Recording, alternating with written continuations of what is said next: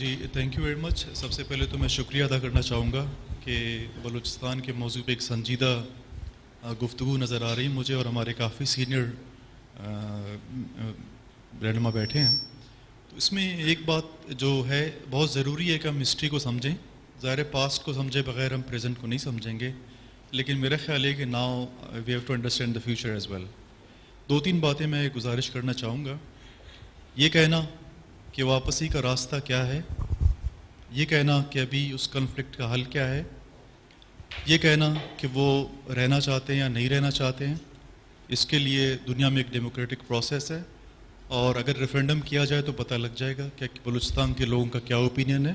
اگر واقعی کوئی ڈیموکریٹک پرنسپلس پہ یقین رکھتا ہے تو میرے خیال ہے کہ نیکسٹ الیکشن کے بجائے بلوچستان میں ریفرینڈم ہو تو آپ کو اوپینین بہت کلیئرلی نظر آ جائے گا کہ وہ کہاں جانا چاہتے ہیں. دوسری باتیں، جہاں تک بلوچ تحریک کی بات ہے، اس کی تاریخ کی بات ہے، بہت سینئر لوگ بیٹھے ہیں، انہوں نے ہم سے زیادہ دنیا دیکھی، تحریکوں میں رہے، سب کچھ دیکھا. امپورٹنٹ بات یہ ہے کہ آج کا یوتھ جو بلوچستان کا ہے وہ بدل چکا ہے.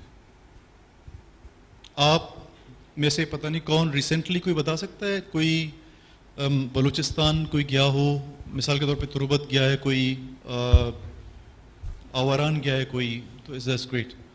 تو وہ اندازہ کر سکتا ہے کہ وہاں پہ کیا سچویشن ہے. پہلے ایک نقطہ بہت ضروری ہے کہ تصور یہ کیا جاتا ہے کہ تحریک کوئی قبائلی لوگ چلا رہے ہیں، سردار چلا رہے ہیں.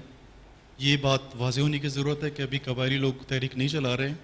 ابھی وہاں کے تعلیم یافتہ لوگ، ڈاکٹرز، ایڈوکیٹس، انجینئرز، بہت کوالیفائڈ لوگ، آپ کے تصور میں نہیں ہوگا دا وے دیئر پولیٹیکل انڈرسٹینڈنگ از. تو پہلی بات تو یہ کہ تحریک کسی سردار نواب کی طرف سے نہیں ہے، it's now moment of youth of Balochistan. دوسری بات یہ ہے کہ ابھی آپ ان سرداروں کو جو کہتے ہیں نا وہاں پہ کوئی قبائلی نظام ہے، بڑا ایک ٹیپیکل سا سوشیولوجیکل انتھروپولوجیکل پرسیپشن ہوتا ہے کہ جی وہاں تو بڑا ٹرائبل سیٹ اپ ہے. جی ٹرائبل سیٹ اپ کو جو لوگ وہاں رہے ہیں، مامدلی صاحب رہے ہیں، ان کو بہت زیادہ پتہ ہے کہ what the tribal structure is. یہ میں نہیں کہتا ہوں کہ ایکسپلائٹیو چیزوں کو میں ایکسیپٹ کریں کہ اوکے یہ بڑا اچھا نظام ہے، اس میں بھی ایکسپلائٹیشن ہے. پر ایک بات طے ہے کہ بلوچ ایک خانہ بدوش قوم ہے، وہ آزاد رہنا چاہتی ہے. وہ کسی اسٹیٹ سٹرکچر میں نہیں تھے، اب بھی وہ کسی اسٹیٹ سٹرکچر کو نہیں مانتے ہیں.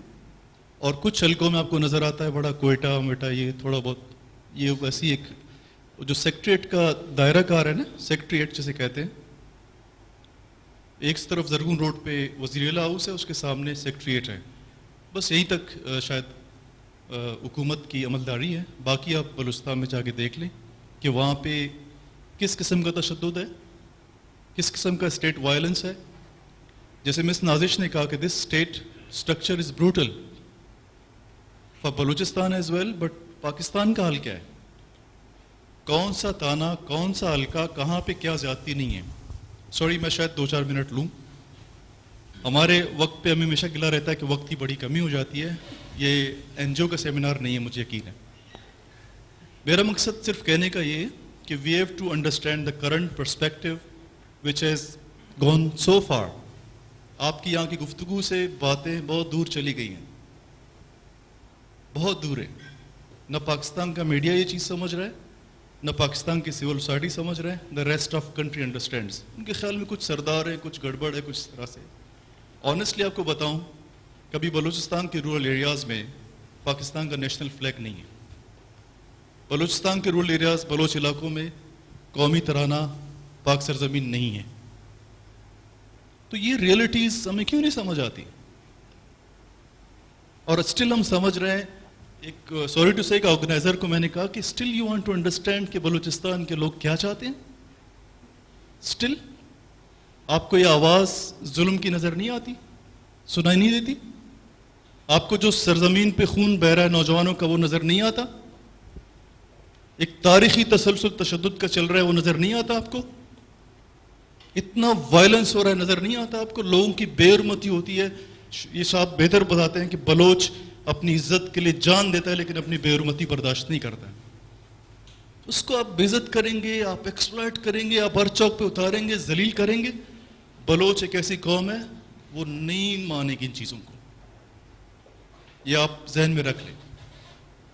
the nation is, وہ ایک قوم ہے, اس کو تسلیم کرنا پڑے گا with true spirit, اور وہ جو چاہتے ہیں انہوں نے طے کر لیا ہے. اچھی بات ہے, discourse is very important, that will lead to certain things, but I think ہمیں ریئلٹی کو سمجھنے کی ضرورت ہے. I'm grateful to the organiser and the presenters, جو بہت سینئرز ہیں ہمارے, وہ اس کو ریئلٹی کو سمجھنے میں ہماری مدد اور رہنمائی کریں. میری گزارش صرف یہ ہوگی کہ وہاں پہ جو ہیومن رائٹ وائلیشنز ہیں, خواتین کی جو حالت اظہار ہے, نوجوانوں کی جو حالت اظہار ہے, پلیز اس کو سمجھیں, اس کے خلاف آواز اٹھائیں, اور ہو سکے جس لیول پہ آپ ساتھ دے سکتے ہیں حق اور سچائی کا, آپ ضرور دیں. انسان کہیں پہ بھی ہو, دنیا کسی کونے میں ہو, اس کی بے حرمتی, اس پہ ظلم, اس پہ ناانصافی کسی طرح سے قابل برداشت نہیں ہے. بہت شکریہ آپ سب کا.